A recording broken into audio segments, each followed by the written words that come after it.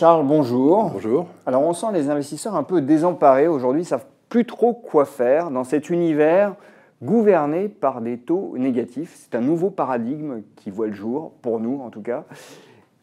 Et vous estimez que dans ce contexte, la chose la plus appropriée à faire, c'est d'acheter des actions. Oui. Pour quelle raison? Il faut remonter un tout petit peu en arrière pour essayer d'expliquer, parce que ce n'est pas toujours très simple. Il faut essayer de comprendre d'abord pourquoi dans l'histoire, il y a toujours eu des taux d'intérêt.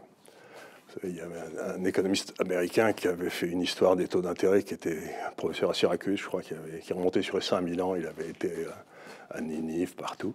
Il y a toujours eu des taux d'intérêt positifs. Donc c'est la première fois dans l'histoire qu'on a des taux d'intérêt négatifs. Et il faudrait que les gens comprennent la raison pour laquelle il y a des taux d'intérêt d'habitude. C'est ce que me disait mon professeur à Toulouse il y a 50 ou 60 ans. Il disait, il y a des taux d'intérêt pour vous compenser contre l'incertitude du futur. C'est-à-dire si vous bouffez aujourd'hui, vous tapez une bielle ventrée, vous aurez moins pour bouffer demain. Mais en même temps, vous aurez la satisfaction d'aujourd'hui.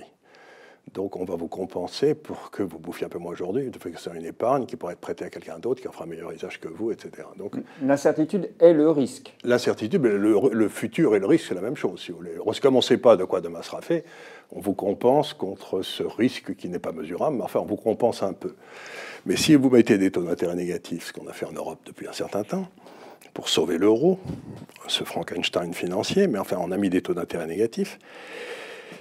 Ce qui veut dire quoi? Ce qui veut dire que le futur est plus certain que le présent, ce qui est une imbécilité.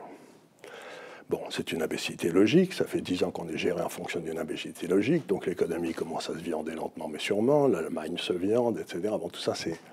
Mais ce qu'il faut bien comprendre, c'est que quand vous mettez des taux d'intérêt négatifs, vous empêchez l'épargne. C'est même le but.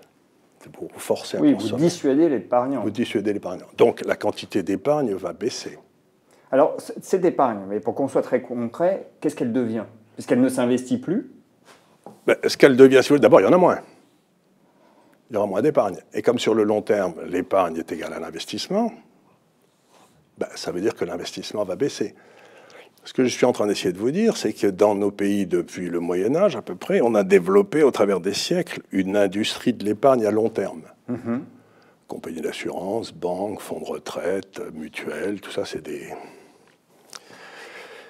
Et ces gens-là, ils ont besoin de taux d'intérêt pour assurer les risques qu'il leur faut assurer. S'il y a des taux d'intérêt négatifs et qu'ils ont assuré... Imaginez un pauvre assureur qui vous garantit, vous, il y a 10 ans, qui va vous garantir 3% par an sur votre retraite. Très bien. Oui, mais comment va-t-il faire aujourd'hui avec des taux d'intérêt négatifs? Voilà, quand les taux d'intérêt étaient à 5, assuré du 3, il ne fallait pas avoir fait Polytechnique, mais si les taux d'intérêt sont à moins 1, le seul endroit, et qu'il a fait ce contrat, le seul endroit d'où peut venir l'argent pour garantir le contrat, ce qui est son devoir, c'est que ça vienne de ses fonds propres. Donc ça veut dire que des taux d'intérêt négatifs, ça va tuer toute l'épargne longue en Europe. Les banques, les compagnies d'assurance, tout ça, c'est... donc vous vous mettez dans un monde comme ça. Et tout ça, on le fait pour sauver nos systèmes sociaux qui sont en faillite, puisqu'on ne réussit pas à aller... Donc, si on devait emprunter au taux de marché, il faudrait réformer nos systèmes sociaux. Donc, on ne peut pas le faire, on emprunte à zéro, comme ça on peut emprunter jusqu'à la fin des temps, vous savez. Permettre à un homme politique d'emprunter à zéro, c'est comme de donner les clés de sa cave à un sommelier alcoolique, quoi. Vous voyez, c'est pas une bonne idée. Vous savez qu'il va emprunter à zéro, qu'il va faire n'importe quoi avec. Donc, à partir de ce moment où vous savez là, vous avez deux choses que vous pouvez acheter dans les marchés, et seulement deux, ça paraît curieux. La première des choses, c'est que vous pouvez acheter un contrat. Par exemple, si vous achetez une obligation de l'État français, c'est un des contrats que vous avez à l'État français qui vous remboursera 100, enfin, bon. Ou vous pouvez acheter une part de propriété. C'est-à-dire, je dis toujours comme ça parce que je n'y connais rien, une actionnaire liquide, ou un kilo d'or. Mais il est tout à fait évident que comme le but ultime de ces manœuvres de taux négatifs, c'est de foutre en l'air la monnaie, tous les contrats ne valent rien. Alors attendez, là je ne vous cite plus. De foutre en l'air la monnaie, dites-vous. Évidemment, puisqu'ils sont tellement endettés qu'ils ne pourront jamais rembourser la dette. Donc ce qu'ils veulent, c'est que la valeur de la monnaie s'écroule. Donc ils essayent de créer de l'inflation, ils n'y arrivent pas. Et s'ils n'y arrivent jamais, ce qu'ils vont faire, c'est qu'ils vont faire comme la Grèce ou Chypre. Ils vont vous rembourser 40% de votre truc et dire vous devriez être bien content d'avoir 40%. Ils vont faire la faillite des 2 tiers, vous savez comment on l'avait fait en 1700. Oui, mais là c'est plus explicite. Ok. Donc à ce moment-là, on va se retrouver, vous allez vous retrouver. Donc si vous passez un contrat qui est garanti par un souverain, parce que si on passe un contrat entre tous les deux, on est garanti par le droit français, par la monnaie française, etc. ça vaut rien. Je ne peux pas calculer la valeur de ce contrat. Je ne sais pas comment il sera exécuté. Je ne sais pas si vous pourrez. Je ne sais pas à quel prix. Je ne sais pas dans quelle monnaie. Donc, si vous voulez, grosso modo, il faut être fou pour avoir un contrat. Parce que je m'achète une action Air Liquide. Ils ont des oppositions dans le monde entier. Ils vendent partout des produits dont tout le monde a besoin. Et donc, je me dis, ça va bouger beaucoup, l'Air Liquide. Quand il y aura éventuellement un crack des contrats. Mais je serai propriétaire. Je serai propriétaire et ça remontera derrière. Parce que si j'ai acheté une obligation grecque il y a 10 ans qui était au même cours que les obligations allemandes, j'ai perdu 60% que je ne reverrai jamais. Donc ce que je veux dire, c'est qu'il faut bien faire une différence. Le risque, ce n'est pas la volatilité de la chose que vous achetez. Le risque, c'est que vous perdiez votre capital pour toujours. Et là où vous avez un risque de perdre votre capital pour toujours, c'est dans tous les contrats, mais pas sur Air Liquide. Donc, il faut aller à rebours parfois de son aversion pour les actions, si on veut protéger son épargne. Absolument. Et aller en acheter aujourd'hui sur les marchés.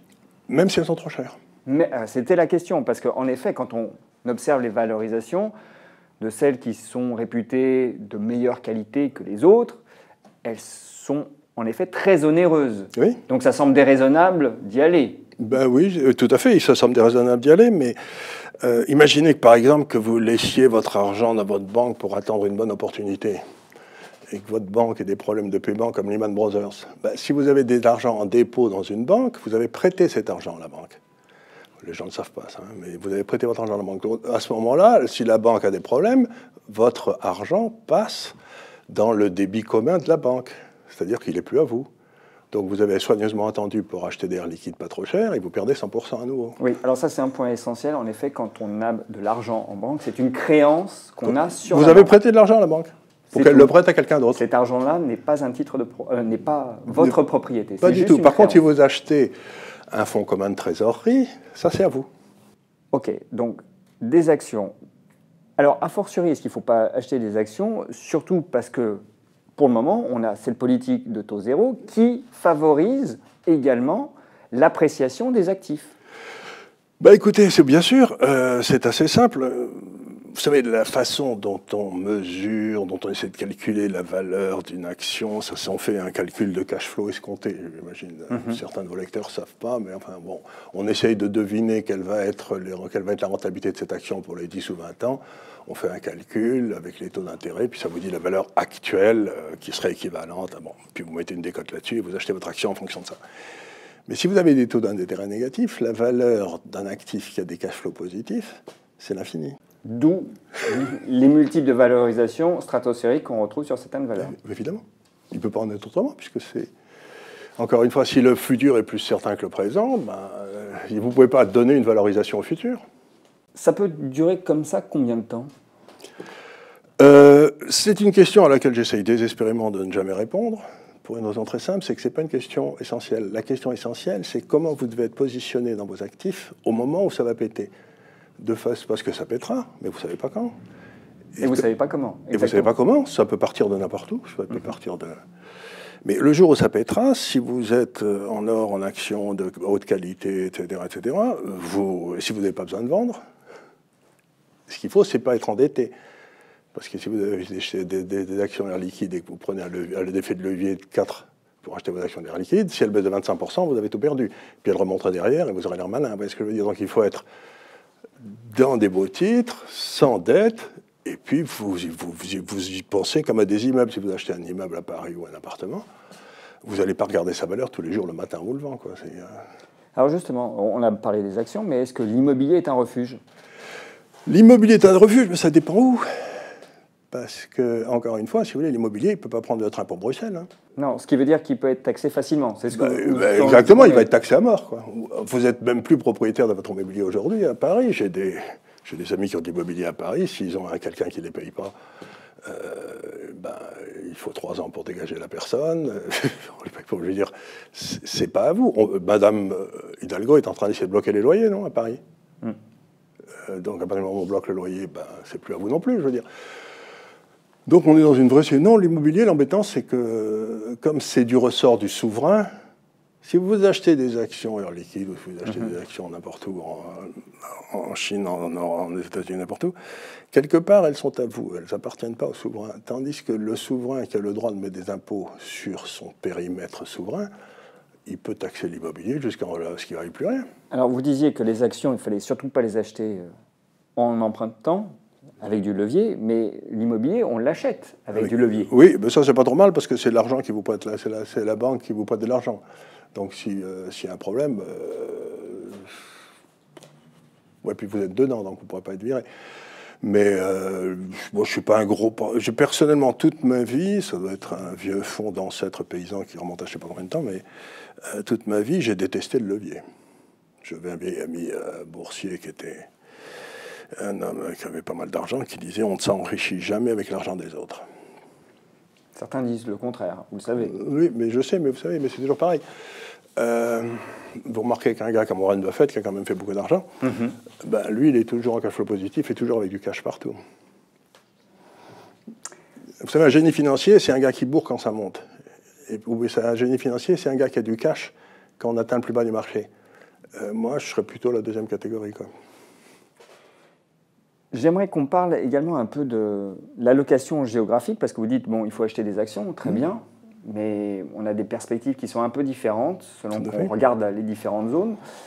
Donc, où irait votre priorité? Alors, il y a plusieurs zones qui m'intéressent. Là, il faut que je fasse encore un petit pas en arrière pour expliquer, en utilisant des économistes fameux, d'où vient la création de valeur. Parce que ce que la personne cherche toujours, c'est de se brancher sur quelqu'un qui va créer de la valeur de façon à être comme un passager clandestin qui bénéficie de la création de valeur qui fait par quelqu'un d'autre. Mais c'est ça l'idée, quoi. Mais écoutez, vous avez 2 ou 3 explications de la création de valeur. La première, elle a été fournie par Ricardo, vous savez, c'est-à-dire qu'on utilise une meilleure utilisation de l'espace géographique, du capital, du travail, chacun spécialiste dans ce qui fait mieux, etc. Bon, on a eu une période ricardienne incroyable en Europe, avec la création de l'Europe dans les années 58 et tout. Bon, c'est fini maintenant. Là où la création ricardienne est en train de se développer à toute allure, c'est l'Asie. Parce que la Chine est en train d'organiser ça, et tout le monde va se mettre... À la place de vendre aux autres, ils vont se mettre à vendre les uns aux autres, comme ça, si vous voulez, la Chine va faire les investissements d'infrastructure. Donc, la prochaine grande croissance ricardienne, c'est l'Asie. Bon, donc là, vous avez des tas de trucs à faire, dont, encore une fois, un certain nombre de sociétés françaises qui sont déjà là-bas. Si vous achetez Schneider, le président de Schneider, il vit à Hong Kong. Parce qu'il a 50% de son chiffre d'affaires dans le coin, il se dit c'est pas la peine que je sois à Paris, quoi. Oui, donc on peut investir au travers de sociétés européennes. Et qui sont déjà là-bas, qui ont tout compris. En Asie. En Asie. C'est la beauté des sociétés, si vous voulez, c'est qu'elles ne restent pas les 2 pieds dans le même sabot, enfin celles qui sont bien gérées. Bon. La deuxième création de valeur, c'est Schumpeter, vous savez, c'est l'invention. Bah, qu'on le veuille ou non, dans notre monde aujourd'hui, l'invention, c'est aux États-Unis. Ça ne veut pas dire qu'il n'y a pas de société d'invention chez nous, mais enfin, il n'y en a pas de... Il n'y en a pas tant que ça. Il n'y en a pas tant que ça. Et puis, les succès, ceux qui ont changé le monde, c'est les sociétés américaines, ce n'est pas les nôtres. Donc, c'est difficile de ne pas avoir l'archétype, c'est Amazon. Bon, c'est hors de prix aussi, mais c'est une société qui change le monde. L'invention, c'est quelque chose qui est mal compris, parce que les gens pensent que c'est une amélioration. Ce n'est pas une amélioration, c'est un changement de nature. Par exemple, il n'y a pas de point commun entre une chandelle et une ampoule électrique. Et on passe d'un système à un autre complètement différent. On change de paradigme. On change complètement de paradigme, tout change. Donc là, si vous voulez, bon, il y a un certain nombre de... Probablement les grands changements de paradigme dans les années qui viennent vont se passer dans tout ce qui touche à la médecine, où il y a des tas de déperditions, mais bon, on verra ça. Bon, les GAFAM, il faut faire attention parce qu'il y a un risque politique. Il y a un risque politique parce qu'ils sont arrivés à un niveau où ils commencent à agacer les gouvernements. Donc là les GAFAM, moi j'ai un peu tôt cherché dans les sociétés pharmaceutiques, etc., parce que c'est là où ça va se passer, quoi. Et puis le troisième, si vous voulez, c'est Malthus, il n'y en a pas assez pour tout le monde. Et alors, quand vous y arrivez à une période malthusienne, à ce moment-là, vous achetez Total, de l'or, etc. Et tout l'art du gérant. Et la plupart des gérants sont soit malthusiens, soit ricardiens, soit schumpeteriens. Si vous voulez, je connais très peu de gérants qui ne sont pas capables de passer du premier au deuxième au troisième tranquillement, comme ça, en fonction de ce qui se passe, quoi. Et donc, moi, à mon avis, il faut que le gars ne soit pas les 2 pieds dans le même sabot, encore une fois, et que lui-même fasse ses analyses et essaye de comprendre où on est. Bon, bah écoutez, vous avez fait une allusion à l'énergie avec Total. On va y revenir, on va développer ça dans une autre interview. Charles, en tout cas, merci. Mais je vous en prie.